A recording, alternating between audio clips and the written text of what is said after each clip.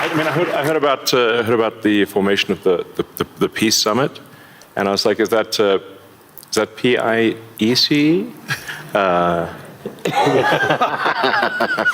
You know, a little piece of Greenland, a little piece of Venezuela. We got one. All we want is peace. You know, I'm often asked, are there aliens among us? And I'll say that I am one, but... Or you're from the future. They don't believe me. Okay. But I think if anyone would know if there are aliens among us, it would be me.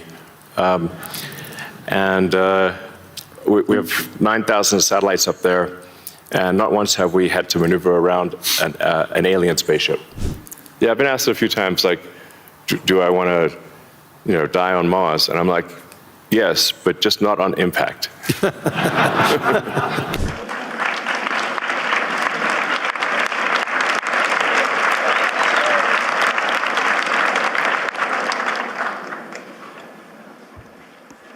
That was not a large applause. Start again.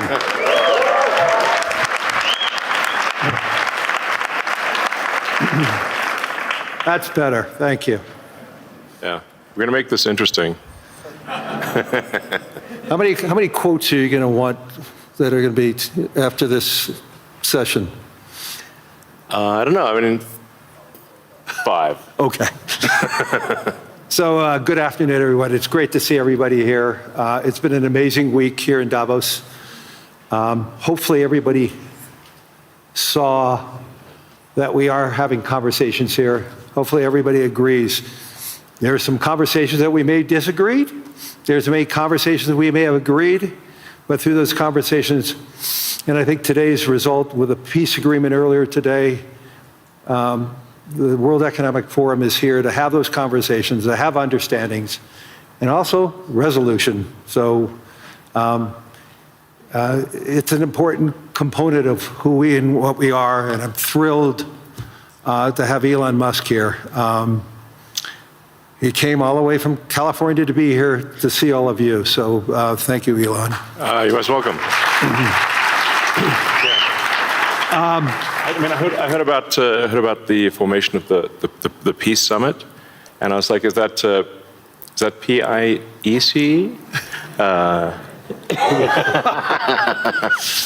little piece of Greenland, a little piece of Venezuela. We got one. All we want is peace. Okay, I'm going to, as I said, I'm a pretty proud CEO of BlackRock since we went public. The compounding return of BlackRock to our shareholders was 21%. Since Elon took Tesla public, his compounded return is 43%. This is just another advertisement for everybody, especially for Europeans. This is why more citizens should be investing with growth, investing with their countries. Imagine if a lot of pension funds invested with Elon when Tesla went public, and how much return would all the pension funds that invested side by side with Elon and the growth. So a spectacular return. There's very few companies. Well, I don't think there's any other company as large as Tesla today that has that compounded return. So congratulations. Oh, thank you. It's a good measurement. Well, we have an incredible team at Tesla, and that's the reason.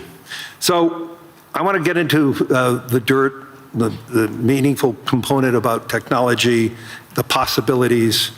I want to talk about AI and robotics, energy, space, and the progress ultimately coming down to engineering discipline, scale, execution. And few people, if not anyone, has the experience and the fortitude to confront these issues head on. Not just the ideas, but the execution across so many different technologies, Elon, and that's why I thought it was important for us to have this dialogue here in Davos. So you're presently building on AI, on robotics, on space, on energy, all at the same time. When you look across those efforts, what do they have in common from an engineering standpoint? Well, they're all very difficult technology challenges, but the the overall goal of my companies is to maximize the future of civilization, like basically maximize the probability that civilization has a great future, and to expand consciousness beyond Earth. So if you take SpaceX, for example, that SpaceX is about advancing rocket technology to the point where we can extend life and consciousness beyond Earth, to the moon, to Mars, eventually to other star systems. And I think we should always view consciousness, life as we know it, as precarious and delicate, because to the best of our knowledge, we don't know of life anywhere else. You know, I'm often asked, are there aliens among us? And I'll say that I am one, but... Or you're from the future. They don't believe me. Okay. But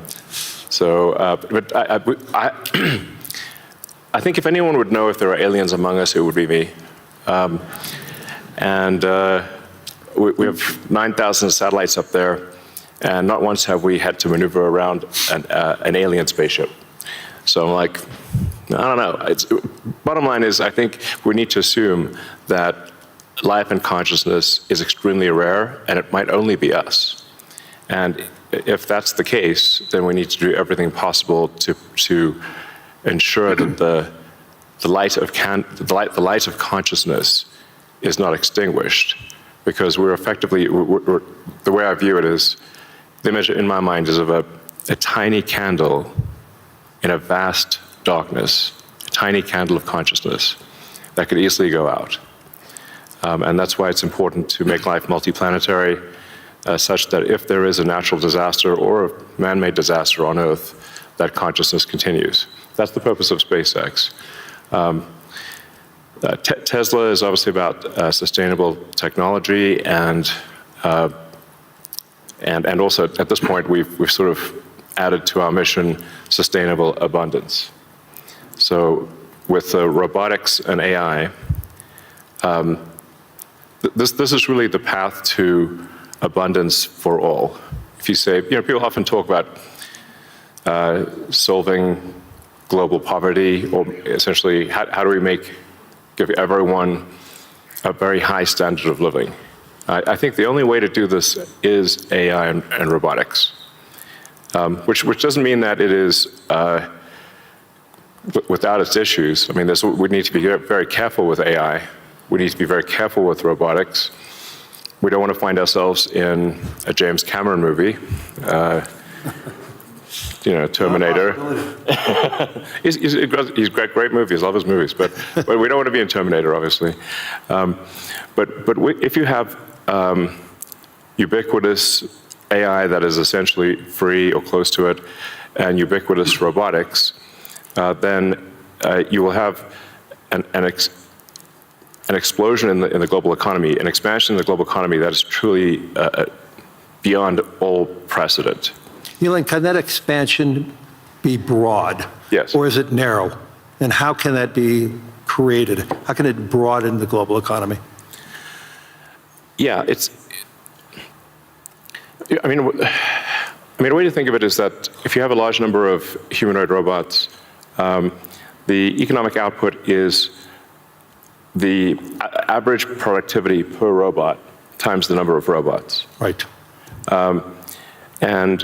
And actually, my prediction is in the benign scenario of the future that the robots will actually make so many robots in AI that they will actually saturate all human needs. Meaning you won't be able to even think of something to ask the robot for at a certain point. Like there will be such an abundance of goods and services, because my prediction is that there'll be more robots than people. So, but how do you then have human purpose in that scenario? Yeah, I mean, you know, nothing's perfect, you know. But I mean, it is a necessary. Like, you can't have both. You can't have work that has to be done and amazing abundance for all. Because if it's work that has to be done, then you, and only some people can do it, then you can't have abundance. Then it's narrow. Yeah, it's narrow, Yeah. exactly. So, but if you have billions of humanoid robots, and I think there will be, I think everyone on Earth is going to have one and going to want one, because who wouldn't want a robot to, assuming it's very safe, watch over your kids, take care of your pet. If you have elderly parents, a lot of friends of mine have said they have elderly parents, and it's very difficult to take care of them. Expensive. Yeah, it's expensive, and there just aren't enough people to take care of there aren't enough young people to take care of the old people. Right. So if you had a robot that could take care of and protect an elderly parent, I think that would be great. That would be an amazing thing to have. I think we will have those things. So, overall, I'm very optimistic about the future. I think we're headed for a future of amazing abundance, which is very cool. And definitely, we are in the most interesting time in history. I think there's a more interesting time in history. So. Can you and I reverse aging in this new history, or are we going to see it? I haven't put much time into the aging stuff. I do think it is a very solvable problem. Like you can. I think when we figure out what causes aging, I think we'll find it's incredibly obvious. It's not a subtle thing. The reason I say it's not a subtle thing is because all the cells in your body, with some pretty much age at the same rate. Good. I've never seen someone with an old left arm and a young right arm ever in my life. So why is that? That means that there must be a clock, a synchronizing clock, Right. that is synchronizing across 35 trillion cells in your body.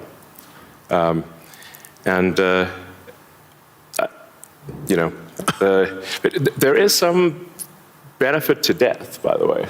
It's like there's a reason why we don't actually have a longer lifespan, because if people do live forever for a very long time, I think there's some risk of an ossification of society, of things just getting kind of locked in place, it just may become stultifying, just not lack vibrancy.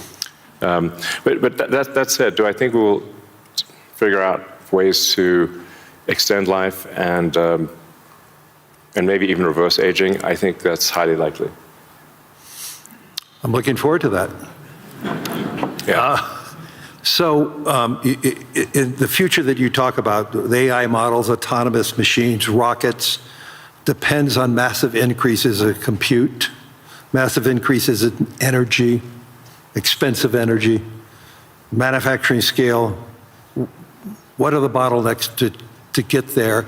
And then, once again, with all that expenditures, again, how can we make sure that it's broad and not narrow?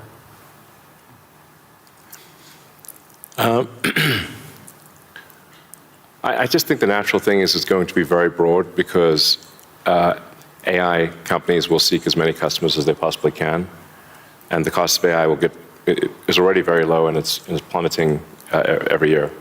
I mean, the cost of AI is almost meaningfully changing on a month-to-month basis. There's open models now everywhere. Yeah. Yes, there's open models. And the open models only lag, they're maybe a year behind. Right. The sort of closed models. So I think the AI companies will seek as many customers as possible, which means they'll provide AI to the world. But the cost of getting to there, the compute, the chips, the fab, the powering, that to me, what are the those are huge. The limiting factor. Yeah, I think the limiting factor for AI deployment is fundamentally electrical power. It's right. It's energy. Yeah. I mean, we're seeing the rate of AI chip production increase exponentially, but the rate of electricity being brought online is 3%, 4% a year, max. Yeah. It's clear that we're very soon, maybe even later this year, we'll be producing more chips than we can turn on. But except for China. China's growth in electricity is tremendous. They're building 100 gigawatts of nuclear as we speak. Actually, solar is the biggest thing in China. So I believe China's production capacity on solar is 1,500 gigawatts a year, and they're deploying over 1,000 gigawatts a year of solar. Now, for continuous solar load, you divide that by roughly, 4 or 5. Call it that's around 250 gigawatts of steady state power paired with batteries. And that's a very big number. That's half of the average power usage in the US. Right. So US power usage on average is 500 gigawatts. Right. China, just in solar, in solar like that can provide steady state power, and batteries can do half of the US electricity output per year just with solar. Solar is by far the biggest source of energy. And actually, when you look beyond, or even on Earth, but certainly beyond Earth, the sun rounds up to 100% of all energy. This is an important thing to consider. So the sun is 99.8% of the mass of the solar system. Jupiter is about 0.1%, and everything else is miscellaneous. Now, even if you were to burn Jupiter in a thermonuclear reactor, the amount of energy produced by the sun would still round up to 100%, because Jupiter is only 0.1%. If you teleported 3 more Jupiters into our solar system, and burnt 3 more Jupiters, and everything else in the solar system, the sun's energy would still round up to 100%. Mm-hmm. So it's really all about the sun. And that's why one of the things we'll be doing with SpaceX within a few years is launching solar-powered AI satellites. Right. Because the space is really the source of immense power, and then you don't need to take up any room on Earth. There's so much room in space, and you can scale to enormous. You can scale to, I think, ultimately hundreds of terawatts a year.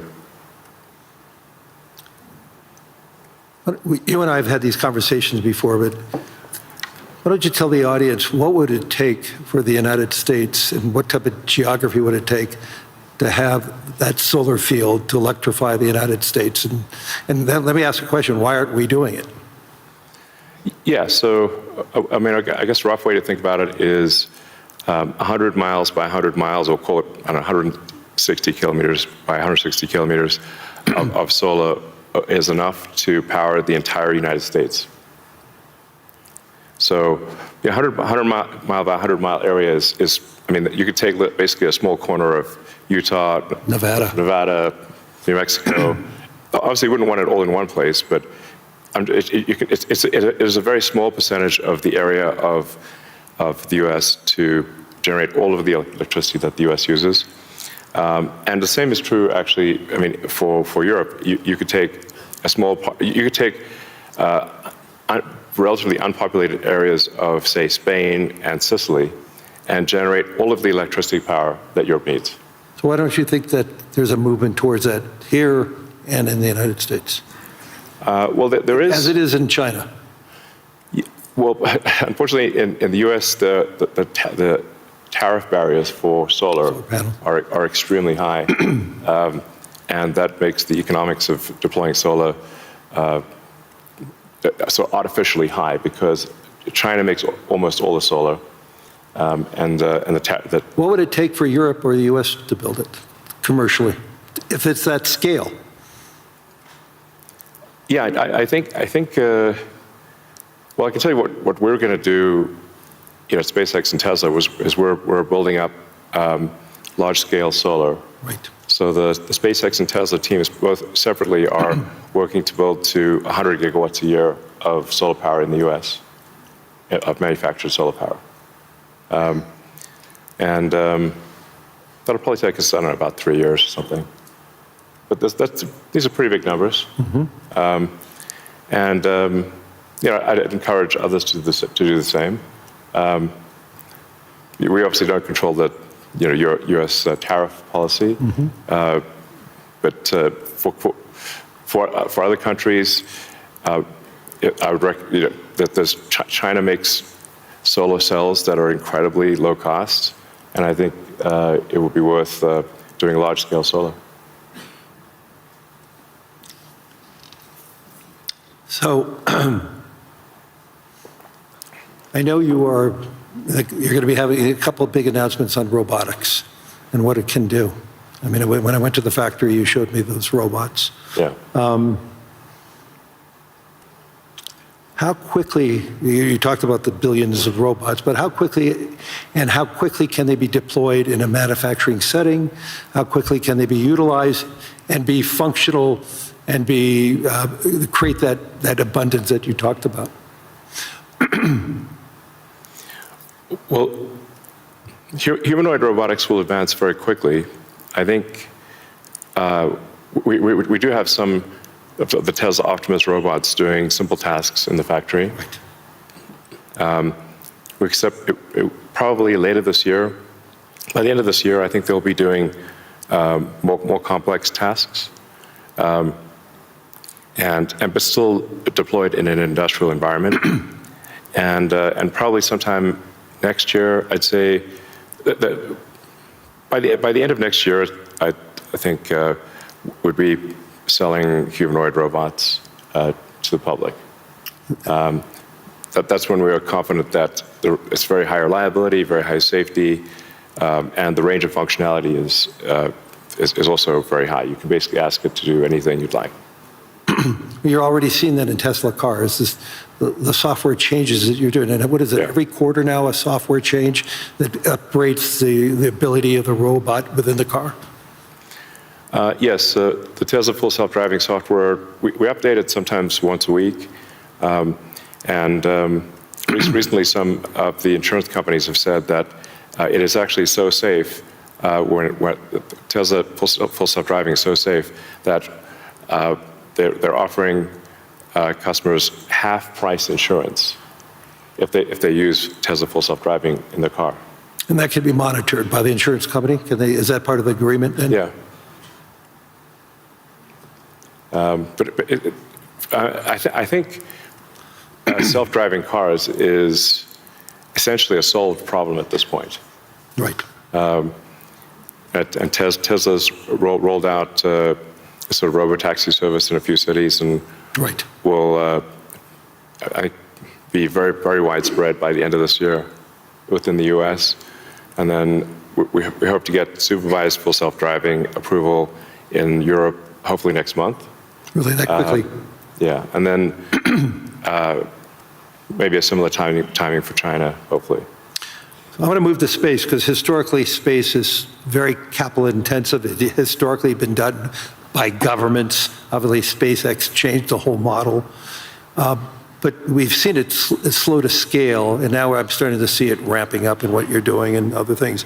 Talk to us about the automation and AI, how it's changing the economics in building and preparing for us in operating in space. Sure.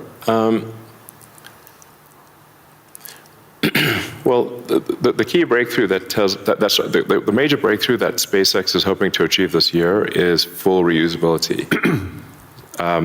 So no one has ever achieved full reusability of a rocket, which is very important for the cost of access to space. We've achieved partial reusability with Falcon 9 by landing the boost stage. We've now landed the boost stage over 500 times. But we have to throw away the upper stage. The upper stage sort of burns up on reentry for Falcon 9. So, and the cost of that is equivalent to a small to medium-sized jet. So, but with Starship, which is a giant rocket, it's the largest flying machine ever made. That's a rocket that you're using for the idea of going to Mars, right? Yeah, Mars and the Moon, as well as for high-volume satellite stuff.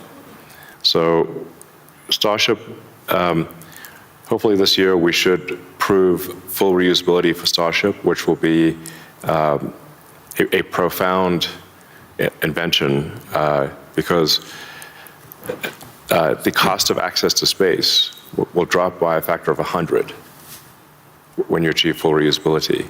Right. It's the same sort of economic difference that you would expect that, between, say, a reusable aircraft and a non-reusable aircraft. Like if you have to throw your aircraft away after every flight, that would be a very expensive flight. But if you only have to refuel, then it's the cost of the fuel. And so that's really the fundamental breakthrough that gets the cost of access to space, we think, below the cost of freight on aircraft. So, you know, under $100 a pound type of thing easily. Wow. So it makes putting large satellites into space very low, very cheap. And then when you have solar in space, you get 5 times more effectiveness, maybe even more than that, than solar on the ground, because it's always sunny. It's cold.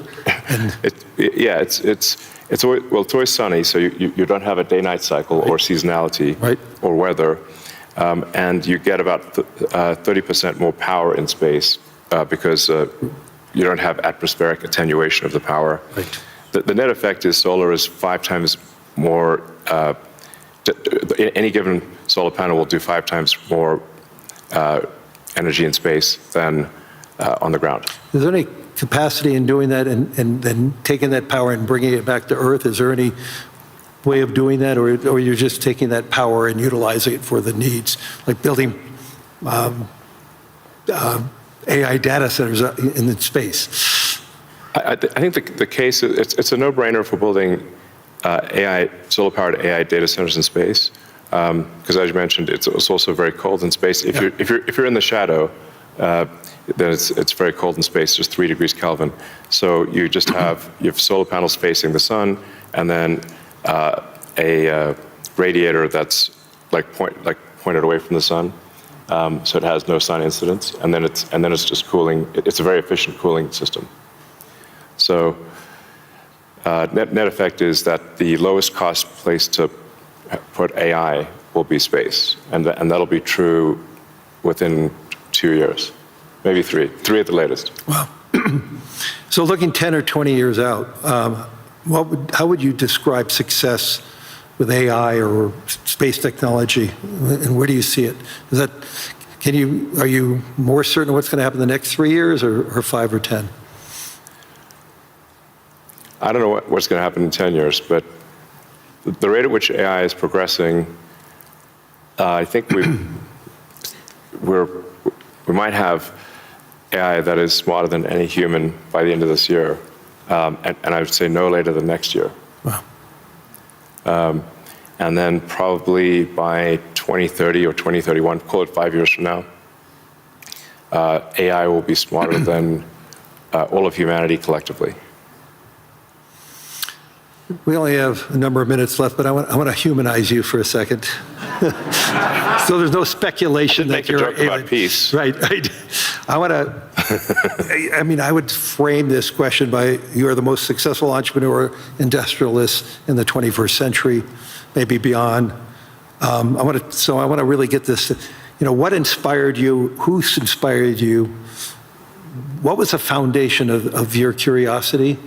And importantly, was there an aha moment, an epiphany at any time in your life and career? Well, as a kid, I read a lot of science fiction, sci-fi, fantasy books. Yeah, we talked about and comic books, and I always liked technology. I didn't expect to be where I am today. That seems incredibly implausible. But I was inspired by reading about books about the future, about science fiction, and I guess I want to make science fiction not fiction forever. At some point, turn science fiction to science fact.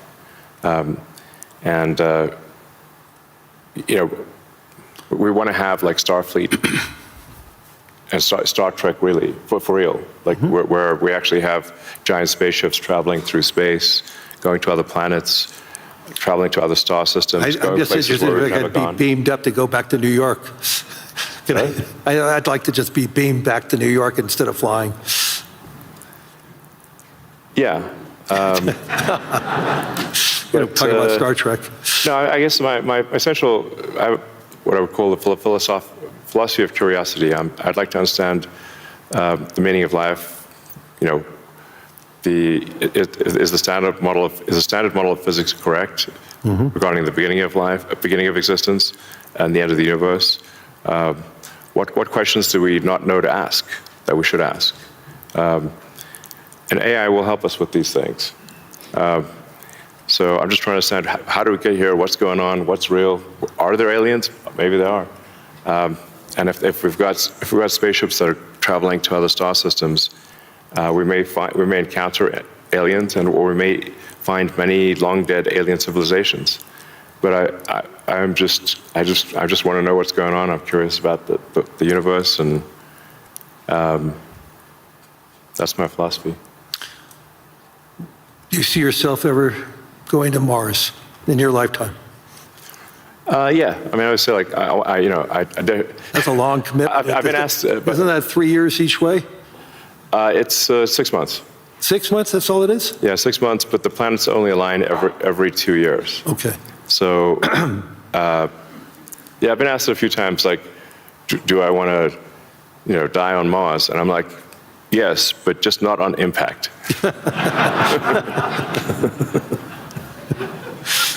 That's a good answer. Anyway, we're out of time. Hopefully everybody enjoyed this. I mean, there's so many myths around Elon Musk. I could tell you he's a great friend, and I constantly learn so much from him. And I'm totally inspired by what he has done. I've been inspired who he is, and I'm totally inspired by his vision of the future. And I don't think it's such a bad future, and I agree with his optimism. So, Elon, thank you. Any last words? Well, I think my last words would be, I would encourage everyone to be optimistic and excited about the future. Good. And generally, I think for quality of life, it is actually better to err on the side of being an optimist and wrong rather than a pessimist and right. On that note,